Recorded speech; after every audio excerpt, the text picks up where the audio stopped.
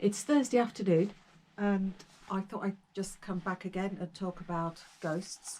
I'm now about 50 pages off the end, so it's a nice time to have another chat. I think I finally found out what ghosts mean, and it's something I'd never heard of, but you probably all know about this anyway. Um, it's if you're in a relationship with someone and they suddenly disappear, vanish without a single word. It's called ghosting, but that is something I've learned when I've been reading this because it's something I never even knew about. Um, I said in my last video about this that I can't relate to Nina because I think it's an age thing. But I must say that, okay, I can't relate to her. I can't sort of understand what it's like to be a 32-year-old single woman now. The story, it is more, I'm more in touch with the story now. I might not be more in touch with Nina, but I'm more in touch with the story. We've got the way she talks about her father and her father's dementia is so beautiful, really. It's a lovely way that she talks about it, and you understand what it is and what it must be like. And she talks about the fact that she wished she could get into the filing cabinet of his memory and see which memories let me find it. I wish there was a way I could access the filing cabinet of his mind and keep track of which memories were being lost and when. I knew there was no way of retaining them on his behalf, but I longed to understand what version of the world he was seeing at any given moment. And she talks about the fact that at some point she will be the only person that is left with the shared memories of their lives.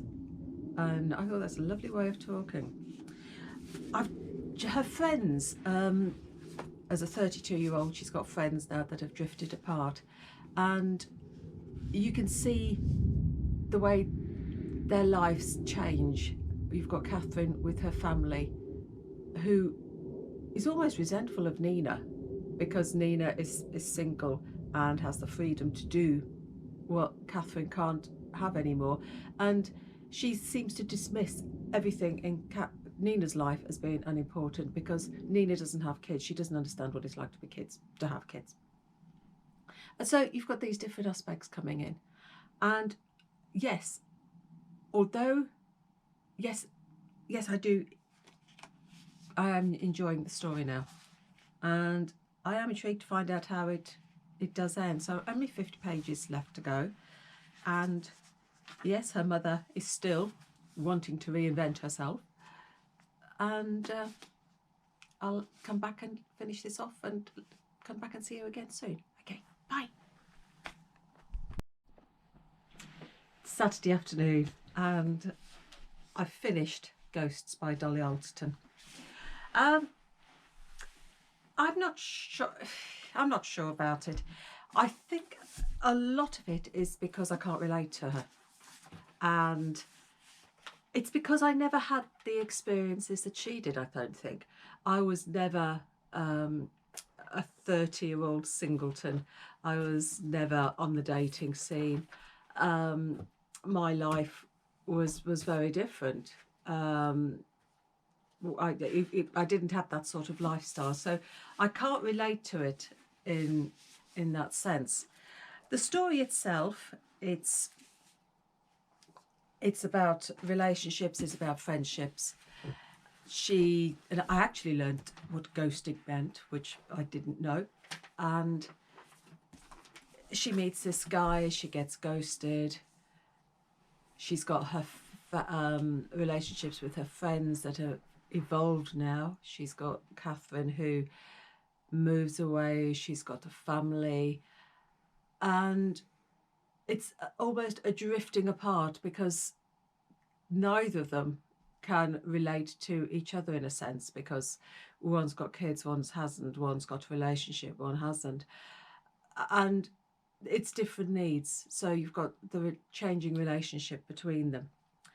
You've got her relationship with her ex, Joe, which is almost one of the constants in her life. They had 7 years together, and they remained firm friends, and there's a bond there, although it's not an intimate bond anymore. There's still a bond there. So you've got that relationship. You've got Lola, who I think is a fantastic character, who is, again, like Nina, she's on the dating scene the whole time, on dating apps. But she has got a vitality to her that I absolutely adored. And then you've got Nina's parents, her mother who's wanting to reinvent herself, her father who's sinking into dementia. And the way she writes about her father is absolutely beautiful. That for me was one of the highlights, the way she writes about her father and his struggles with dementia. Very sensitive writing.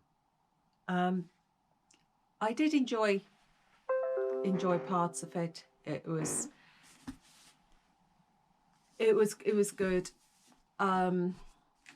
The writing was sensitive about dementia. I just couldn't relate to the character of Nina, purely because it's a lifestyle that I never experienced myself. So I've got nothing that I can touch, if that makes sense. So this has been my journey through Ghosts by Dolly Alderton, and I'll come back to you another day when I've read something different. So take care, happy reading, and bye.